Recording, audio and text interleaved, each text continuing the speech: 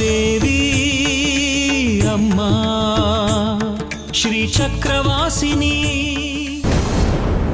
ಓಂ ಶ್ರೀ ತ್ರಿಪುರ ಸುಂದರಿ ದೇವಿ ನಮಃ. ಓಂ ಶ್ರೀ ತ್ರಿಪುರ ಸುಂದರಿ ದೇವಿ ನಮಃ.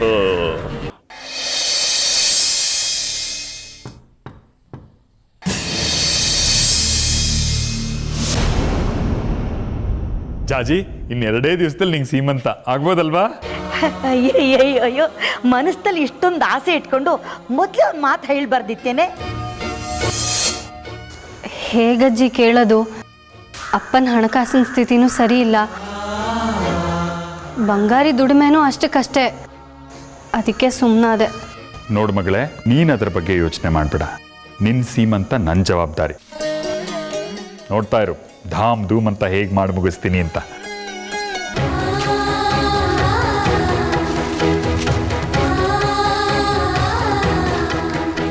ಆದರೂ ನಿಮಗೆಲ್ಲ ಕಷ್ಟ ಕೊಡೋದಕ್ಕೆ ನನಗಿಷ್ಟ ಇಲ್ಲ ಅಪ್ಪ. ಇದರಲ್ಲಿ ಕಷ್ಟ ಏನು ಬಂತು? ಮಗಳ ಸೀಮಂತ ಮಾಡೋದು ಅಪ್ಪನ ಕರ್ತವ್ಯ. ಆ ಕರ್ತವ್ಯನೇ ಅವನ ಸಂತೋಷ.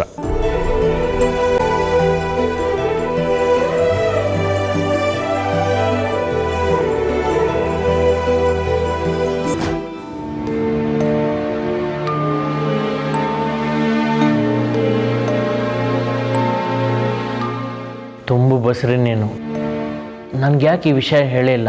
ನಿನಗೆ ಯಾಕೆ ಹೇಳಬೇಕು? ಯಾರು ನೀನು?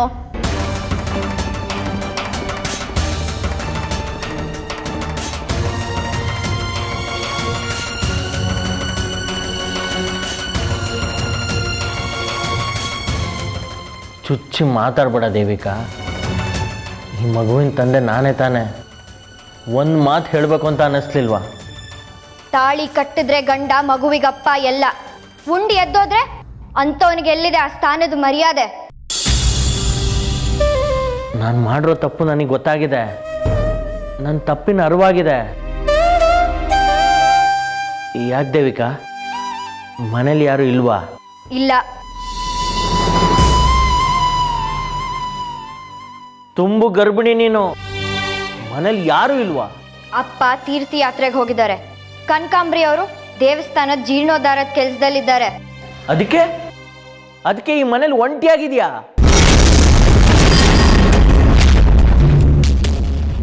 ನಾನೆಲ್ಲಿ ಒಂಟಿ ಆಗಿದ್ದೀನಿ? ನೀನು ಕೊಟ್ಟು ಬಳುವಳಿ ಇದೆಯಲ್ಲ ನನ್ನ ಹೊಟ್ಟೆಲಿ.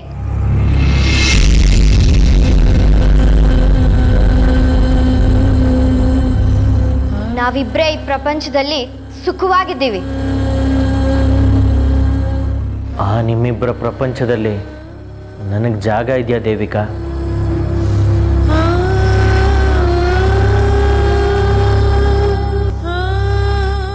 ಇಲ್ಲ ಇಲ್ಲ ಇಲ್ಲ. ಉಂಡು ಎದ್ದೋದೆ, ಅತ್ತೆ ಜೊತೆ ಸೇರಿ ಮಸ್ಲತ್ ಮಾಡಿದೆ. ಒಂದು ಚೂರು ಪಶ್ಚಾತ್ತಾಪದ ಅರಿವೇ ಇಲ್ಲ ನಿನಗೆ. ನನ್ನ ಮತ್ತು ನನ್ನ ಮಗುವಿನ ಪ್ರಪಂಚದಲ್ಲಿ ಜಾಗನ ಖಂಡಿತ ಇಲ್ಲ ಚಂದ್ರಾಧರ. ನನಗೆ ನನ್ನ ತಪ್ಪಿನ ಅರಿವಾಗಿದೆ ದೇವಿಕಾ. ನಾನು ಬದಲಾಗೋದಕ್ಕೆ ಒಂದೇ ಒಂದು ಅವಕಾಶ ಕೊಡು. ನಾನು ಬದಲಾಗ್ತೀನಿ. ನಿನಗೋಸ್ಕರ, ನಮ್ಮ ಮಗುಗೋಸ್ಕರ ಬದಲಾಗ್ತೀನಿ. ನಾನು ಮಾಡಿದ ತಪ್ಪನ್ನು ತಿದ್ಕೊಳ್ಳೋಕ್ಕೆ ಅವಕಾಶ ಮಾಡಿಕೊಡು ದೇವಿಕಾ. ನನ್ನ ಜೊತೆ ಬಾ. ನಿನ್ನ ತುಂಬ ಚೆನ್ನಾಗಿ ನೋಡ್ಕೋತೀನಿ. ನಾವಿಬ್ಬರು ಜೊತೆಯಾಗಿ ಬಾಳೋಣ. ನಾನಿನ್ ನಂಬಲ್ಲ ಚಂದ್ರಾಧರ. ನಂಬಿ ಮೋಸ ಹೋಗಲ್ಲ. ನೀನಿಲ್ಲಿದ್ದು ವ್ಯರ್ಥ ಪ್ರಯತ್ನ ಮಾಡಬೇಡ. ಬಾಗಿಲು ತೆಗ್ದಿದೆ, ಹೊರಡು.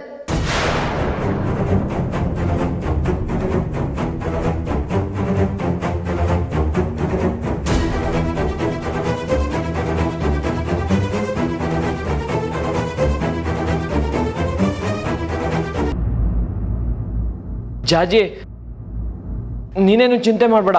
ಸೀಮಂತಕ್ಕೆ ದುಡ್ಡು ಕಾಸಿನ ವ್ಯವಸ್ಥೆ ನಾನು ಮಾಡ್ತೀನಿ.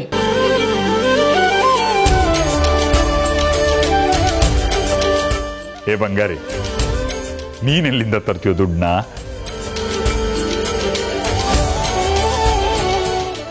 ಹೆಂಡತಿ ಮಗುಗೋಸ್ಕರ ಅಷ್ಟು ಮಾಡಿದ್ರೆ ಹೇಗೆ? ನೀವೇನು ಚಿಂತೆ ಮಾಡಬೇಡಿ, ನಾನು ಅದಕ್ಕೆಲ್ಲ ವ್ಯವಸ್ಥೆ ಮಾಡ್ತೀನಿ. ನಾನು ವ್ಯವಸ್ಥೆ ಮಾಡ್ತೀನಿ ಅಂತ ಹೇಳ್ಬೇಡ್ವೋ, ನಾವು ವ್ಯವಸ್ಥೆ ಮಾಡ್ತೀವಿ ಅಂತ ಹೇಳು. ಅಲ್ವೋ ಬಂಗಾರಿ? ನೀನು ಸುಮ್ಮನಿರಮ್ಮ. ನಾನು ಬಂಗಾರಿ ಸೇರಿ ಏನಾದರೂ ಒಂದು ವ್ಯವಸ್ಥೆ ಮಾಡ್ತೀವಿ. ನೀನು ಅದ್ರ ಬಗ್ಗೆ ತಲೆ ಕೆಡಿಸ್ಕೋಬೇಡ. ಹಸೆ ಮಣೆ ಮೇಲೆ ಕೂತ್ಕೊಳ್ಳೋದ್ರ ಬಗ್ಗೆ ಯೋಚನೆ ಮಾಡು ಅಷ್ಟೇ.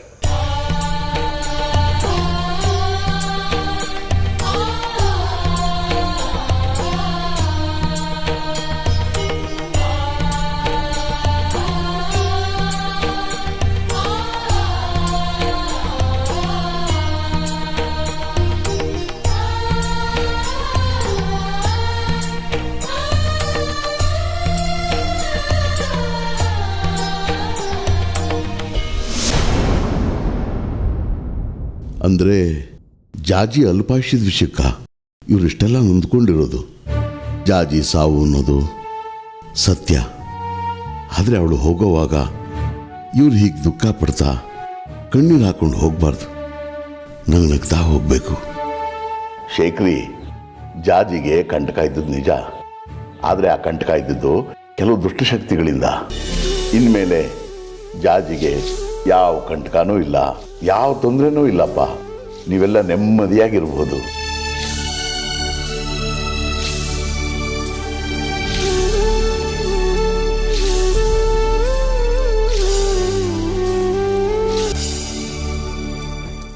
ದೇವಿಕಾ, ದೇವಿಕಾ ಹಾಗೆಲ್ಲ ಹೇಳ್ಬೇಡ. ನನಗೋಸ್ಕರ ಅಲ್ಲದೆ ಇದ್ರು ನೀನು ಹೊಟ್ಟೆಲಿ ಬೆಳೀತಿದೆಯಲ್ಲ ನಮ್ಮ ಮಗು, ಅದಕ್ಕೋಸ್ಕರನಾದರೂ ನೀನು ನನ್ನ ಜೊತೆ ಬರಲೇಬೇಕು.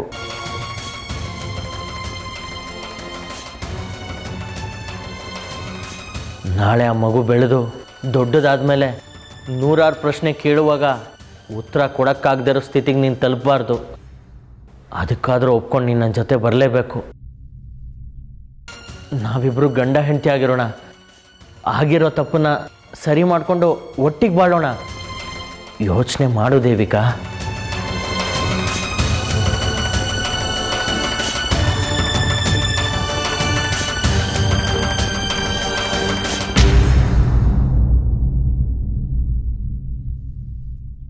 ಇಷ್ಟು ದಿನ ನನ್ನ ಬುದ್ಧಿಗೆ ಮಂಕವದಿತ್ತು, ಅದಕ್ಕೆ ನಿನ್ನನ್ನು ದೂರ ಇಟ್ಟಿದ್ದೆ. ಇನ್ಮೇಲೆ ಹಾಗಾಗಲ್ಲ.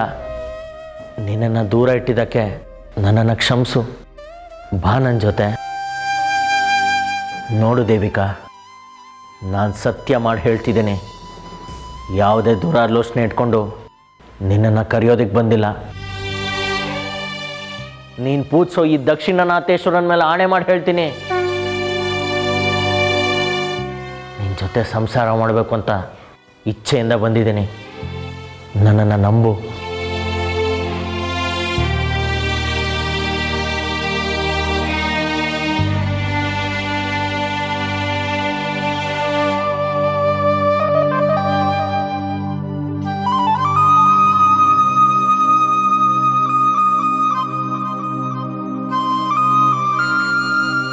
ಅಪ್ಪ ಊರಲ್ಲಿಲ್ಲ. ಇಂಥ ಸಮಯದಲ್ಲಿ ನಾನು ನಿನ್ನ ಜೊತೆ ಬರೋದು ಸರಿಯಲ್ಲ. ಅದ್ರ ಬಗ್ಗೆ ನೀನು ಚಿಂತೆ ಮಾಡಬೇಡ ದೇವಿಕಾ. ನಿಮ್ಮ ತಂದೆಯವ್ರಿಗೆ ಕಾಗದ ಬರೆದು ತಿಳಿಸೋ ವ್ಯವಸ್ಥೆ ನಾನು ಮಾಡಿಸ್ತೀನಿ. ಇಂಥ ಸಮಯದಲ್ಲಿ ನೀನು ಒಂಟಿಯಾಗಿರೋದು ಸರಿಯಲ್ಲ. ನೀನು ನನ್ನ ಜವಾಬ್ದಾರಿ. ನನ್ನ ಜೊತೆ ಬಾ ದೇವಿಕಾ.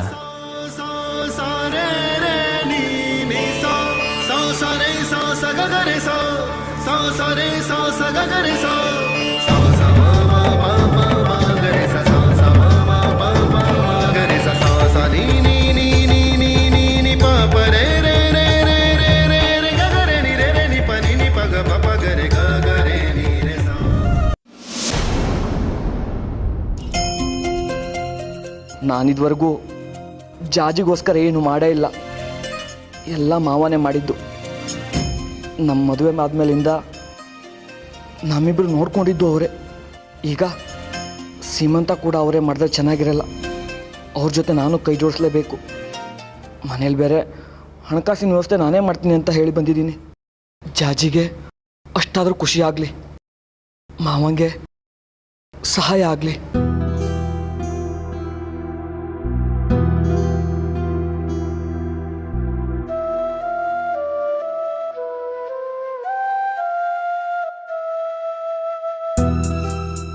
ಅಣ್ಣ ಬನ್ನಿ ಸ್ವಾಮಿ, ಏನು ಬೇಕಾಗಿತ್ತು?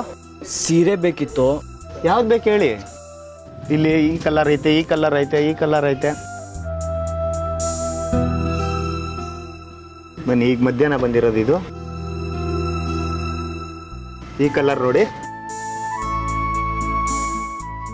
ಈ ಕಲರ್ ನೋಡಿ.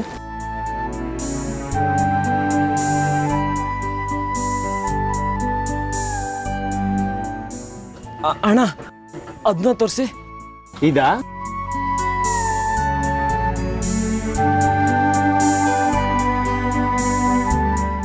ಹಸಿರು ಬಣ್ಣದ್ದು ತುಂಬಾ ಚೆನ್ನಾಗಿದೆ, ತಗೊಳ್ಳಿ.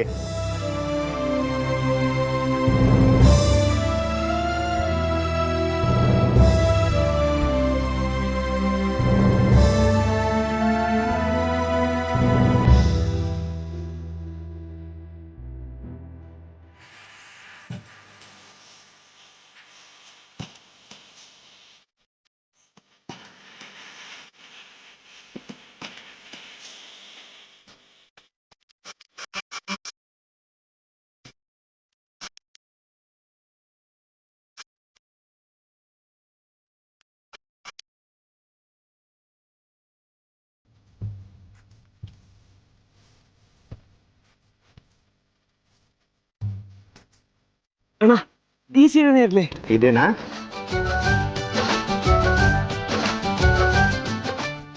ಅಣ್ಣ ಸೀರೆಗೆ ಎಷ್ಟು? ಇದಾ? 800 ರೂಪಾಯಿ ಅಪ್ಪ, ಅಷ್ಟೇ.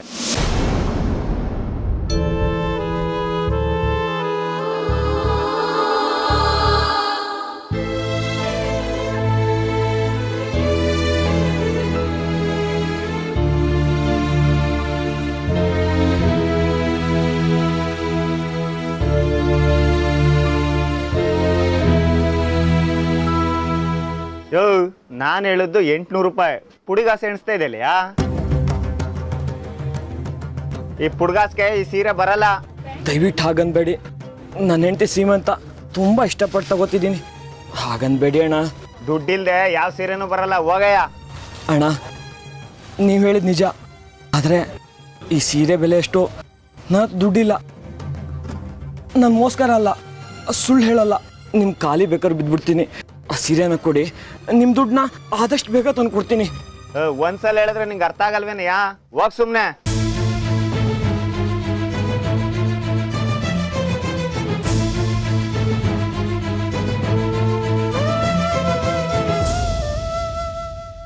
ದೇಶಿಕ್ರೇ, ದೇಶಿಕ್ರೇ, ಬಾ ದೇವಿಕಾ, ನೋಡಿ ಯಾರು ಬಂದಿದ್ದಾರೆ ಅಂತ. ಓ ದೇವಿಕಾ,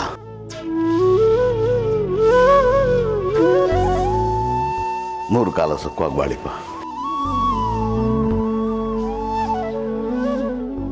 ದೇಶಿಕ್ರೇ, ಇಷ್ಟು ದಿನ ನನ್ನ ಕಣ್ಣಿಗೆ ಅಂಧಕಾರ ಕವಿದಿತ್ತು. ಮಾಡಬಾರ್ದನ್ನೆಲ್ಲ ಮಾಡಿ ನಡು ದಾರಿಲಿ ಇವಳಿಗೆ ಕೈ ಕೊಟ್ಟು ಹೋದೆ. ಅದಕ್ಕೆ ಅರಿಯಂತಪುರಕ್ಕೆ ಹೋಗಿ ಇವಳನ್ನ ಕರ್ಕೊಂಬಂದ್ಬಿಟ್ಟೆ. ಇವಳನ್ನ ಈಗ ಹೆಂಡತಿಯಾಗಿ ಸ್ವೀಕರಿಸಿದ್ದೀನಿ.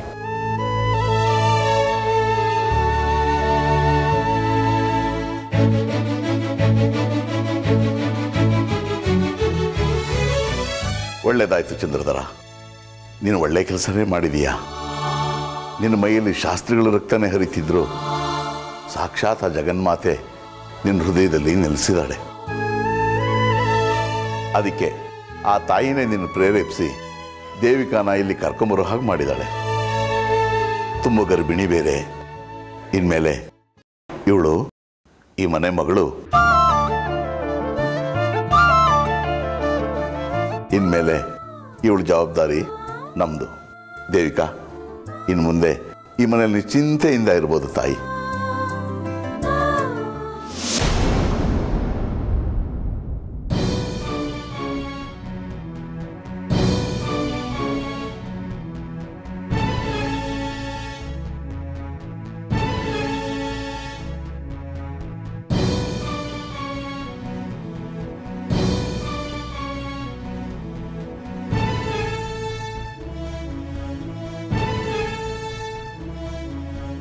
ತುಂಬ ಗರ್ಭಿಣಿ ಹುಡುಗಿ ಇವಳು.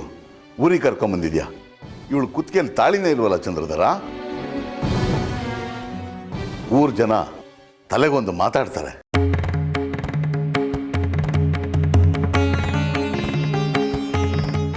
ಅದು ಅದು ದೇಶಿಕ್ರೆ. ಚಂದ್ರಧರ, ದೇವಿಕಾ, ಮದುವೆಗೆ ಮುಂಚೆನೆ ಗರ್ಭ ಧರಿಸೋದು ಈ ಸಮಾಜದಲ್ಲಿ ನಿಷಿದ್ಧ ಅಂತ ನಿಮ್ಮಿಬ್ರಿಗೂ ಗೊತ್ತಿಲ್ವಾ? ಚಂದ್ರಧರ, ಮೊದಲು ಇವಳು ಕುತ್ತಿಗೆಗೆ ಒಂದು ತಾಳಿ ಕಟ್ಟಿ ಇವಳು ಗಂಡ ನೀನು ಅನ್ನೋದಕ್ಕೆ ಒಂದು ಸಾಕ್ಷಿ ಒದಗಿಸು. ಹೋಗು, ದೇವ್ರ ಕೋಣೆಗೆ ಹೋಗಿ ಅರ್ಶಿಣದ ಕೊಂಬ. ಸರಿ ದೇಶಿಕ್ರೆ.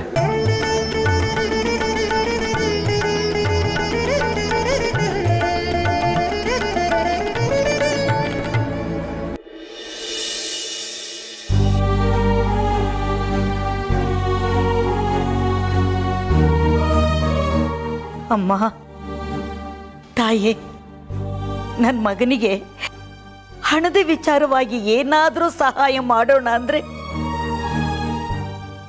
ನನ್ನ ಹತ್ರ ಏನೂ ಇಲ್ಲ. ಇರೋದು ಒಂದೇ, ನನ್ನ ಮಾಂಗಲ್ಯ. ಇದನ್ನ ಮಾರಿ ಆದ್ರೂ ನನ್ನ ಮೊಮ್ಮಗಳಿಗೆ ಒಡವೆ ಮಾಡಿಸ್ತೇನೆ. ಅವಳು ಸಂತೋಷವಾಗಿರ್ಲಿ.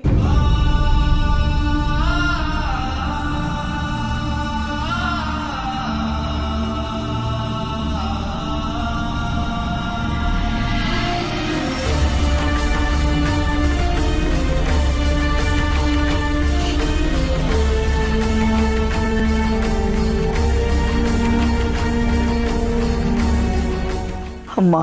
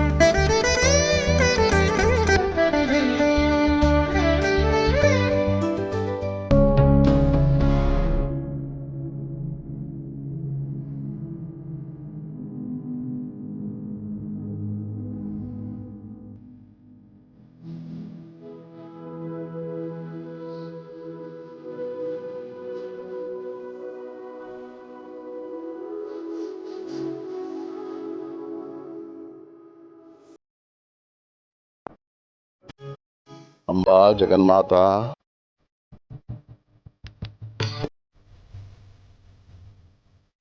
ತಗೋ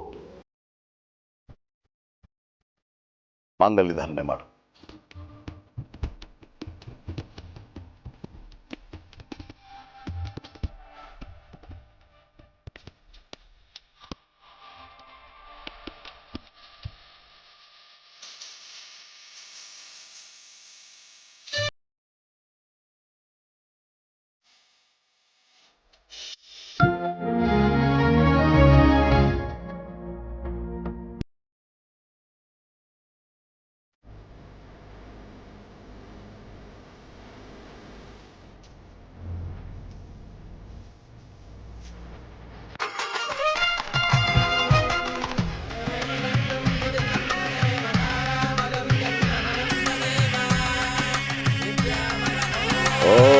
ಮಾಂಗಲ್ಯಂ ತಂತು ನಾನೇನ ಮಮ ಜೀವನ ಹೇತುನಾ ಕಂಠೆ ಬದ್ನಾಮಿ ಸುಭಗೆ ಸಂಜೀವ ಶರದಸ್ತತಂ